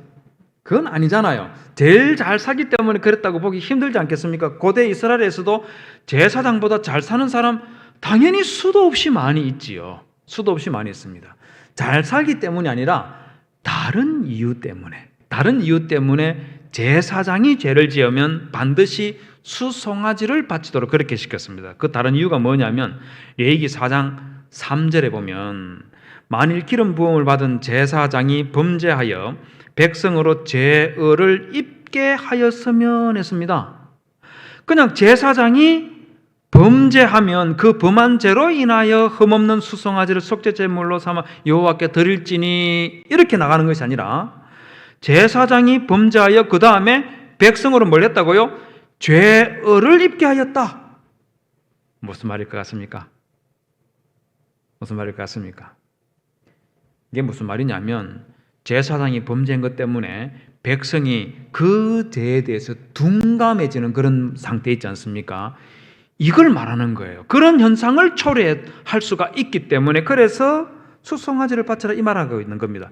이게 다르게 말하면 무슨 말이냐면 예를 제가 한번 들어보게요. 요거는 무슨 차원에서 이해를 하면 되느냐면 죄를 지었을 때에 그 죄 지은 사람 때문에 일어날 수 있는 파장이 누가 더 큰가? 요것과 관련해서 생각을 해보시면 됩니다. 이런 비유가 마음에 들지는 않겠지만 예를 들어서 서울중앙교회 출석한 지 한 달쯤 된 성도가 혹시 스캔들 일으키는 일이 일어났다고 칩시다. 그래서 중앙교회 잊지 못하고 이제 떠나갔습니다. 다른 교회로 가든지 어떤 가버렸어요. 그러면 그 스캔들로 인해서 서울중앙교회에 미치는 영향력이 어느 정도일까요? 자, 대신에 이런 일은 아니긴 하지만 그냥 예니까 그래 알아들으십시오.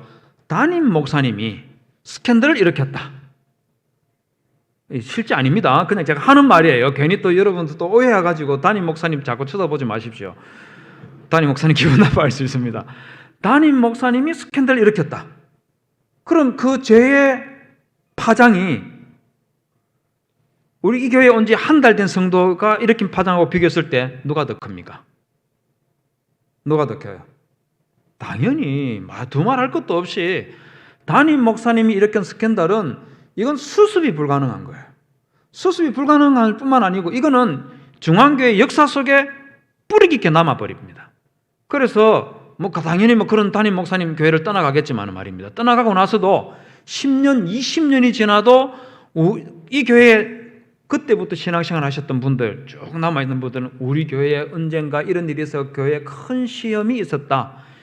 그대로 남아있는 거예요. 그 파장이 그렇게 오래 가는 겁니다.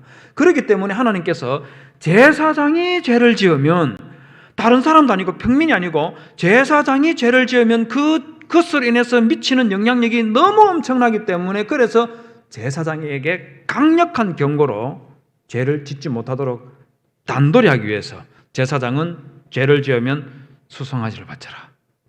그렇게 큰 재물을 바치도록 부담되게 그렇게 만들어놨다는 겁니다. 굉장히 여러분들은 시사하는 바가 많이 있지 않습니까? 교회 안에서뿐만 아니고 사회적으로 영향력이 큰 사람들이 했던 잘못들이 사회에 미치는 영향력, 그 죄을들 이런 것들을 하나님께서 생각하면서 속죄 제물을 바치도록 그렇게 하고 있다는 겁니다. 그 다음에 속죄 제물을 바칠 때 정말 인상적인 게 무엇이냐면요, 레위기 4장 27절에서 30절에 보면 이런 전문장 한번 보시면서요, 우리 속죄 제물을 바칠 때 그 짐승을 죽여야 되지 않습니까? 그죠? 속죄 제물을 누가 죽일까요? 속죄 제물을 죽일 때 이제 속죄 제물을 누가 죽이겠습니까? 속죄 제물을 죽일 때는요, 그냥 죽이는 것이 아니라 반드시 제물 위에 내가 안수를 해야 됩니다. 안수를 하는 순간 내가 저질렀던 그 죄를 고백을 하면서 자백을 하면서 죄를 거기에다가 전가시키는 행위를 합니다. 뿐만 아니고 안수를 하는 순간 이 속죄제 제물은 나와 동일시가 되는 거예요. 동일시가 되는 겁니다. 그런 제물이 속죄 제물입니다. 자, 이 제물 누가 잡을까요? 27절부터 쫙 한번 보십시오. 누가 잡는 것 같습니까? 만일 평면에 한 사람이 이렇게 시작했는데 28절 주가 바뀌었습니까? 안 바뀌었습니까?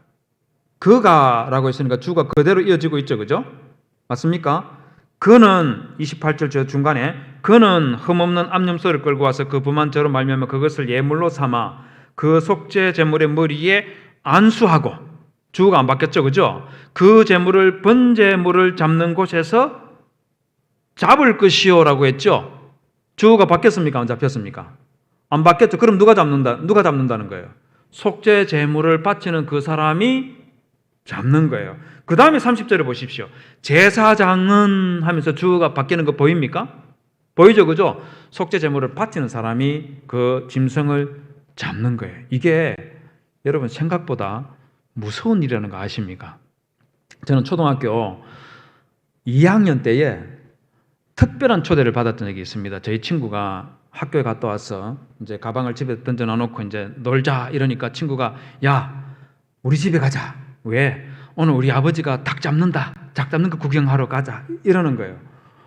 저는 또 뭐라도 또 얻어먹을 게 있을까 싶어서 그래 하면서 이제 따라갔는데 가니까 친구 아버지는 없고 닭들이 마당에서 이제 몇 마리가 이제 놀고 있었습니다. 한 10분쯤 지나니까 친구 아버지가 지게를 쥐고 그 집으로 들어왔어요. 지게를 강에다가 집어 넣어놓고 그리고는 나오실 때 낫 있지 않습니까? 낫을 하나 딱 들고 등 뒤로 딱 이렇게 가지고 나오시는 거예요. 저는 어린 나이에 지금 뭐 하시는 건가 쳐다보고 있으니까 이 친구 아버지가 낫을 등 뒤로 딱 숨기고 닭들이 마당에서 모이를 먹고 있는 그 사이로 들어가니까 닭들이 주인이 오니까 고기를 드는 거예요. 고기를 딱 드는 순간에 친구 아버지가 정말 정광석화라는 말이 어울릴 정도로 굉장히 빠른 속도로 낫을 한번 휙 휘둘렀는데 닭이 목이 날아가 버린 거예요. 근데 그걸로 끝나는 게 아니고 목이 달아난 이 닭이 저를 향해서 막 오는 거예요. 제가 막 얼마나 놀랐는지 사실은 저한테 왔다기보다는 다 낫으로 이 닭머리를 잘랐으니까 제가 얼마나 놀랬겠습니까? 깜짝 놀래가지고 있는데 닭이 안 쓰러지고 피를 퐁퐁 쏟아내면서 막 걸어오니까 이게 저한테 오는 줄 알고 막 놀래가지고 막 도망가고 야단법석을 때렸습니다. 그날 밤에 꿈속에 목 없는 닭 10마리 정도가 꿈에 나타나가지고 제 주변을 막 돌아다니는 그런 악몽을 꾸면서 거의 뭐 죽을 뻔했던 적이 있습니다. 굉장히 놀랐었어요. 그런 모습은 처음 봤거든요. 그런데 3학년이 딱 되었을 때 저희 어머니가 저를 부르더니 동년아 너 이제 몇 살이냐? 저 이제 10살입니다. 그러니까 10살이면 남자네. 이 남자들은 남자라는 말하고 이 사나이라는 말을 들으면 이상하게 피가 좀 거꾸로 돌아가는 그런 계절이 있어요. 그렇지 않습니까? 저도 10살밖에 안 됐는데 너 이제 남자지 이러니까 갑자기 막 어깨에 힘이 팍 들어가면서 엄마 나 이제 남자죠 뭐 이러면서 그렇게 폼을 이제 딱 잡은 거예요. 그러니까 어머니가 그럼 이리 와봐라 이 닭 한번 잡아봐라. 그러면서 닭을 잡는 방법을 가르치는데 닭의 목을 붙잡아서 날개 밑으로 집어넣어 가지고 좀 있으면 닭이 죽을 거다 이러는 거예요. 그래서 제가 진짜 그런 줄 알고 닭을 막 이 목을 이제 비틀어서 날개 밑으로 집어넣으려고 하는데 이게 안 돌아가요. 왜 안 돌아가냐면 이게 그냥 돌리면 돌아갈 건데 이게 살아있는 생명을 내가 죽인다는 생각을 가지고 목을 날개 밑으로 집어넣으려 하니까 막 긴장이 돼가지고 덜덜덜덜 떨리면서 이게 막 안 돌아가는 거예요. 그 간신히 날개 밑에 넣어가지고 한 10분쯤 있어 지났습니다. 그 닭이 죽었나 해가지고 머리를 싹 나니까 닭이 눈을 딱 뜨고 저를 보면서 무슨 일을 했는데 이런 표정이 있지 않습니까? 그런 표정을 짓는 것처럼 저에게 웃는 것처럼 마치 조롱하는 것처럼 쳐다보고 있는 그런 느낌이 막 드는 거예요. 야 이걸 어떻게 해야지 되지? 남자라는 말은 들었고 뭘 어떻게 하긴 해야 되겠는데 궁리하다가 그 올가미를 만들어서 닭의 목에다가 씌우고 저희 집에 감나무가 있었는데 거기에 매달아 가지고 그리고 그렇게 해서 한 10분쯤 한 5분쯤 지나니까 축 이제 늘어졌는데 그래도 안심이 안 돼가지고 한참 좀 더 있다가 이제 닭이 완전히 죽었다는 확신이 들었을 때 저희 어머니에게 엄마 나 닭 잡았어요 닭 죽었어요 이러니까 그래 저희 어머니가 나오더니만은 그 가마솥에 뜨거운 물을 그 옛날 이 세수대 있지 않습니까? 세수대 거기에다가 뜨거운 물을 막 붓더니만은 이래 죽은 닭 가져와라. 네가 이 털 뽑고 배 갈라서 내장 꺼내는 거 이거 해봐라. 이걸 시키는 거예요. 제가 그걸 초등학교 3학년 때 했다는 거 아닙니까? 제가 그거 하고 나서는요. 제가 그날 그 닭고기 제가 맛있게 먹었을까요? 못 먹었을까요? 제가 못 먹었습니다. 못 먹었어요. 제가 죽였다는 그것 때문에 너무 두려움, 엄마에게 자랑스러운 마음도 좀 있긴 했지만 도저히 넘어가지가 않더래요. 내가 생명을 죽였다는 그것 때문에. 여러분 그런데 한번 생각해 보십시오. 이 안수를 해서 이 양은 나이다 동일시했고요. 죄까지 거기에다가 전가시켰어요.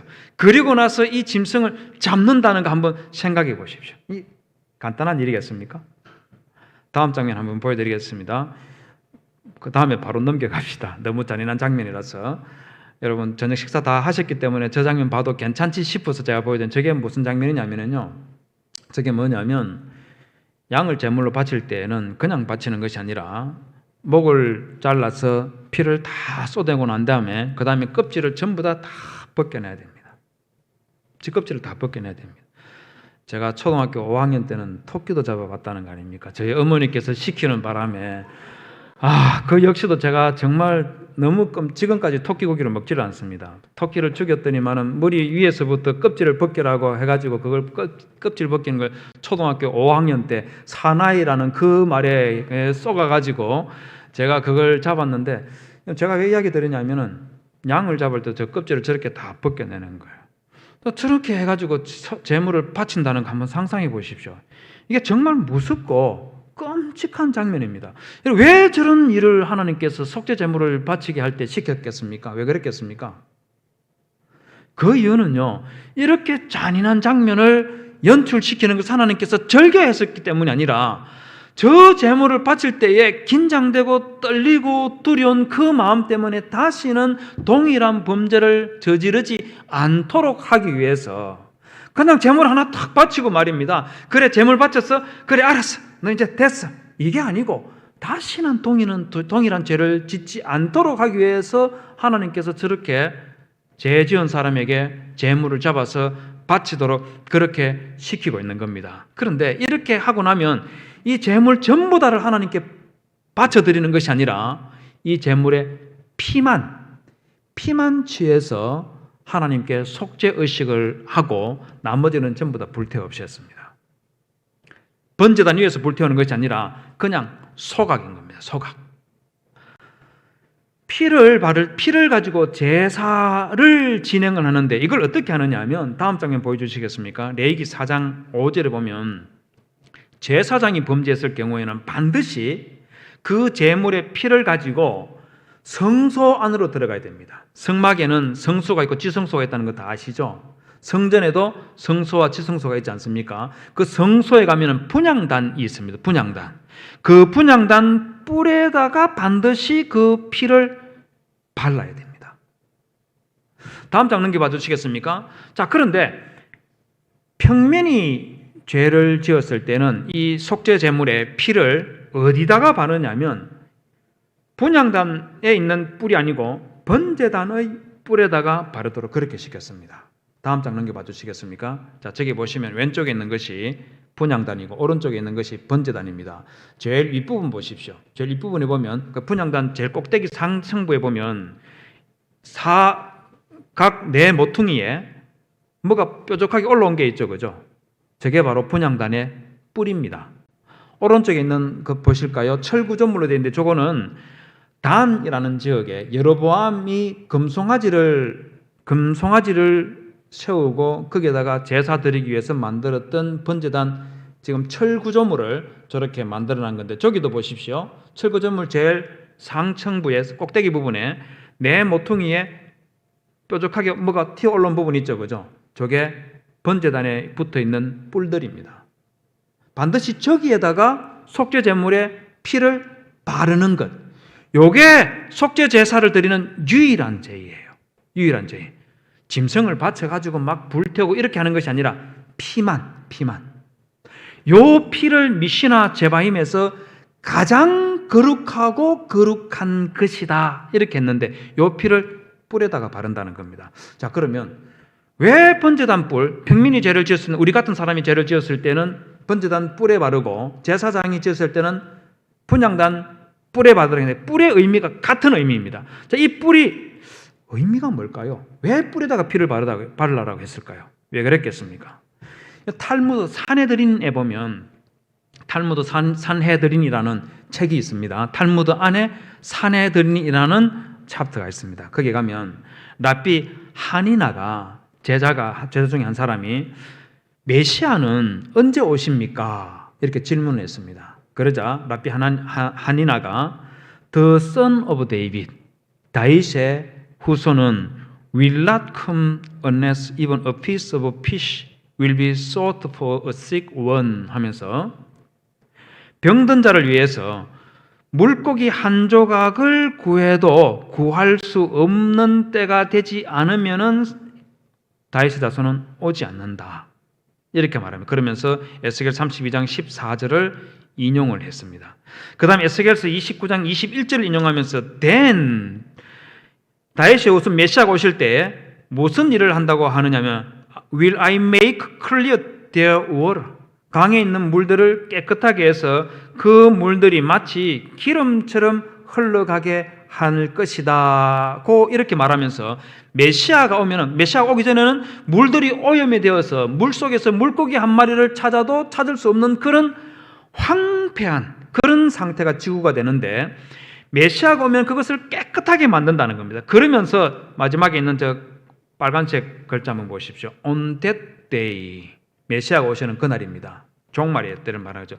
You like caused to grow a horn 뿔이 for the house of Israel 이스라엘 자손을 위해서 한 뿔이 자라게 할 것이다 하면서 요 한 뿔 요것과 다윗의 후손과 동일시를 지키고 있어요. 즉 메시아를 두고 뿔과 동일시를 하고 있습니다. 요 현상이 탈무드 산헤드린에만 있는 것이 아니라 누가복음 1장 68절에서 69절에 보면 세례 요한의 아버지 사가랴가 세례 요한을 낳고 자기 눈이 떠지게 됐을 그때 찬송을 하면서 이런 찬송을 합니다. 찬송하리로다 주 이스라엘의 하나님이여 그 백성을 돌아보사 속량하시며, 메시아께서 자기 백성들의 죄를 속량하는 그 날이 온다는 겁니다. 그러면서 69절에 우리를 위하여 구원의 뿔을 그 종 다윗의 집에 일으키셨으니, 이렇게 말하면서 탈무드 산헤드린에서 말했던 것처럼 Son of David, 그 다음에 A Home for the House of Israel, 이것과 똑같은 주제가 69절에 우리를 위하여 구원의 뿔을 그 종 다윗의 집에 일으켰으니, 이렇게 말하고 있어요. 그러니까 뿔과 메시아와 동일시를 하고 있는 그런 현상을 누가복음 1장 68절에서 69절에서도 볼 수가 있고, 산헤드린도 탈무드서를 동일시하는 그런 현상을 보게 되는 겁니다. 자, 그럼 한번 생각해 봅시다. 자, 이 뿔이 그러면 번제단의 뿔과 분향단의 뿔하고 어떤 관계가 있을까? 상관관계를 찾아야 되겠죠, 그죠? 그 상관관계를 요한계시록 9장 13절에서 보여줍니다. 요한계시록 9장 13절에 보면 여섯째 천사가 나팔을 불매 내가 들으니 하나님 앞 금단 네 뿔에서 한 음성이 나서, 이렇게 해놨습니다. 자, 어디에서 났다고요? 금단 네 뿔이라고 했죠. 여기서 금단이 뭐겠습니까? 영어로 된 거 보십시오. For horns of the golden altar. 금단이라는 말은 바로 성소에 있는 분향단 있죠, 그죠? 그것을 금단이라고 그렇게 부르고 있습니다. 그 분향단의 네 뿔에서 한 음성이 나왔다고 이렇게 말하고 있어요. 자, 그럼 이 음성의 주인이 누굴까요? 음성의 주인이 누굴까요? 이 음성의 주인이 누군지 명확하게 딱 밝혀놓지는 않지만 전체 문맥을 보면 이게 그리스도이십니다. 9절을 한번 볼까요? 9절에 보면 나팔 가진 이 함성, 이 금단 네 뿔에서 나오는 이 한 음성이 말입니다. 나팔 가진 여섯째, 14절 보십시오. 나팔 가진 여섯째 천사에게 말을 했습니다. 그 말 내용이 뭐냐면 큰 강 유브라다에 결박한 네 천사를 놓아주라 시키고 있고, 이 네 천사가 놓이니까 그들은 근년 월 일시에 이르러 사람 3분의 1을 죽이기로 준비된 자들이더라 하면서, 글쎄 이 금단 네 뿔인 이 음성이 시키니까 지구에 있는 3분의 1에 해당되는 사람을 죽이는 그 일을 시행을 하는 거예요. 그럼 이 일을 명할 수 있는 사람은 누구겠습니까? 이런 엄청난 일을 명할 수 있는 심판과 종말의 심판을 시행하도록 할 수 있는 존재가 누구겠습니까? 하나님 아니면 계시록에 나오는 어린 양, 둘 중에 하나인 겁니다. 자, 그래서 저기 보면 요한계시록 9장 13절에서 금단 뿔에서 나온 한 음성은 바로 누구냐? 메시아를 두고 이야기하는 거예요. 메시아. 즉 금단 네 뿔은 메시아를 나타내고 있고, 금단 네 뿔만 아니고 번제단 네 뿔에다가 피를 바르도록 시켰던 것은 그럼 이유가 뭐 어디 있겠습니까? 죄 지은 사람, 그 사람이 잡은 그 짐승의 피를 이 단에다가 피를 바르면서 죄 지은 그 사람의 죄를 짐승에게만 전가시키는 걸로 끝나는 것이 아니라 그것을 어디에다가 전가시키는 거겠습니까? 메시아로 상징되는 그 뿔에다가 전가를 시키고 있는 거예요. 그래서 메시아께서 우리의 죄를 다 짊어지고 가는, 그게 속죄제 피 뿌리는, 피 바르는 여기에 예표가 되어 있는 거예요. 예표가 되는. 그러다 보니까 다음 장 넘겨봐 주시겠습니까? 히브리서 13장 12절에서 그러므로 예수도 자기 피로서 백성을 거룩하게 하려고 성문 밖에서 고난을 받으셨느니라. 히브리서 13장 12절에서 하시는 이 말씀이 바로 속죄제에서 죄 지은 사람이 속죄 제물을 잡아서 피를 그 뿔에다가 바르는 요것을 가리켜서 그리스도께서 자기 피로서 백성을 그렇게 하려고 성문 밖에서 고난을 받으셨느니라. 이 말씀으로 그 의미를 여기에서 밝혀주고 있는 거예요. 그렇기 때문에 구약시대 때에 들어지던 그 예배 속에는 속죄 제물을 바칠 때마다 그 속에는 메시아가 있는 거예요. 그리스도가 있는 거예요. 그리스도가.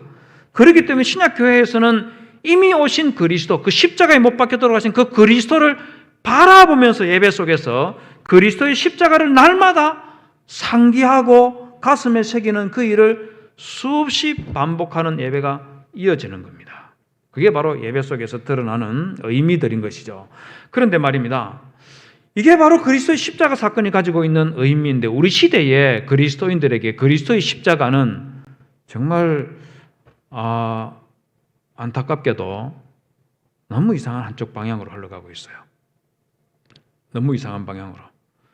그리스도께서 우리의 죄에 대해서 용서해 주셨기 때문에 그래서 그리스도 앞에서 우리가 거룩한 산예배를 드리는 그런 모습으로 나아가도록 해야 되는데 오로지 사랑 이 말 속에 모든 것 잘못들을 그냥 다 아무것도 아닌 것처럼 내 죄에 대해서 너무 둔감하게 되도록 만드는 그런 요소로 작동하고 있는 것이 우리 시대의 십자가가 가지고 있는 의미들이지 않나 그래 싶습니다. 다음 장 넘겨봐 주시겠습니까?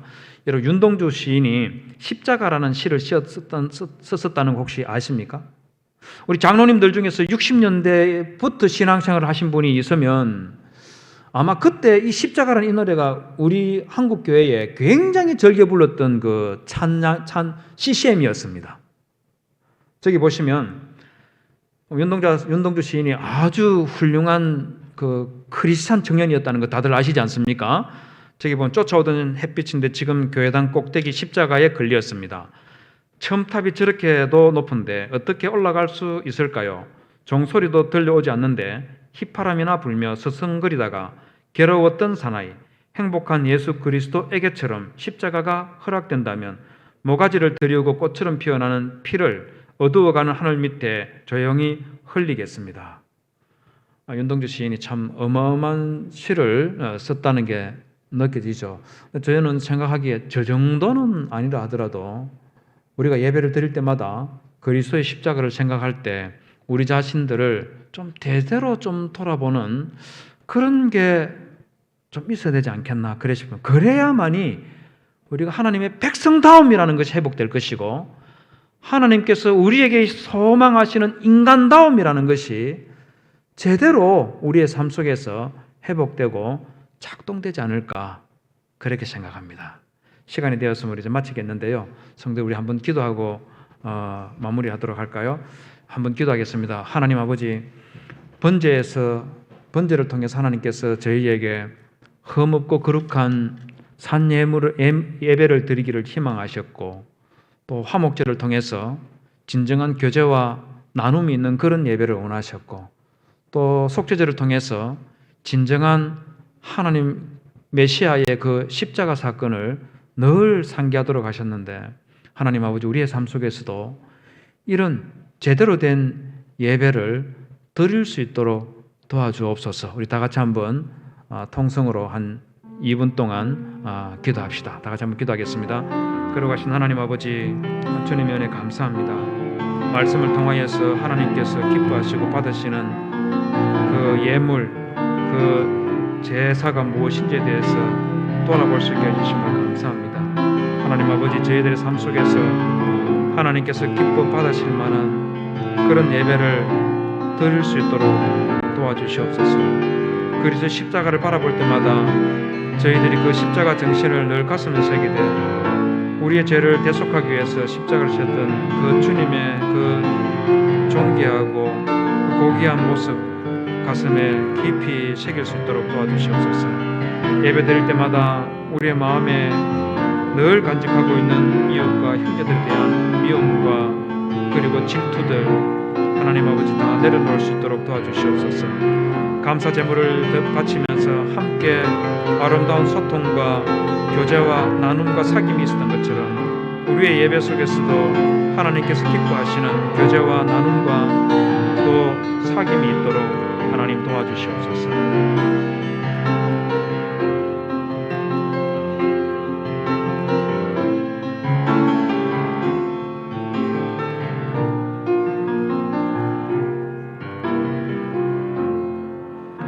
하나님 아버지 말씀을 통하여서 하나님께서 기뻐하시고 하나님께서 받아실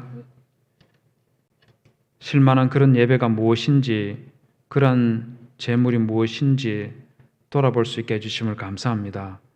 하나님 이스라엘 백성들이 하나님 앞에 온전한 예배를 드리기 위해서 늘 애썼던 것처럼 하나님, 저희들도 하나님 앞에서 흠 없는 예배를 드리기 위해서 애쓰고 노력할 수 있도록 도와주시옵소서.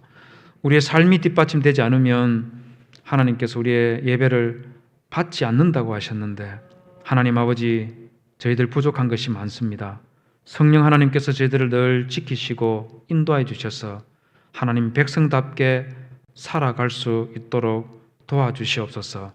이스라엘 백성들이 감사 제물을 바치면서 하나님 앞에서 교제하고 나누고 사귐이 있었던 것처럼, 하나님 아버지, 우리 서울중앙교회 성도들의 예배 속에서도 하나님과 성도들과 그리고 우리 가족들이 서로 함께 하나님께 영광 돌릴 뿐만 아니라 나눔과 사귐과 사랑의 교제가 있는 그런 참 예배를 드릴 수 있도록 도와주시옵소서. 그리스도의 십자가를 가슴에 새기기를 원합니다. 하나님, 저희들이 심령이 완악하여서 하나님 앞에 악한 마음과 악한 생각이 들 때마다 우리 주님의 십자가를 생각하게 하시고 우리 주님의 그 십자가를 바라보면서 주님 기뻐하시는 그런 신실한 성도의 삶을 살아가기 위해 또 다짐하고 다짐하는 그런 삶을 저희들 살도록 인도하여 주시옵소서. 주 예수님 이름으로 기도 올리옵나이다. 아멘. 하나님의 복을 받도록 하겠습니다. 하나님 앞에 흠없고 진실된 예배뿐만 아니라 참 감사와 참 속죄의 진정한 살아있는 예배를 드려 하나님께 주시는 그 예배의 기쁨과 복락을 충만하게 받아 누리기를 소망하는 우리 모든 서울중앙교회 성도들 머리 위에 주 예수 그리스도의 은혜와 하나님 아버지의 크신 사랑과 성령님의 교통하심이 영원토록 함께 있을지어다. 아멘.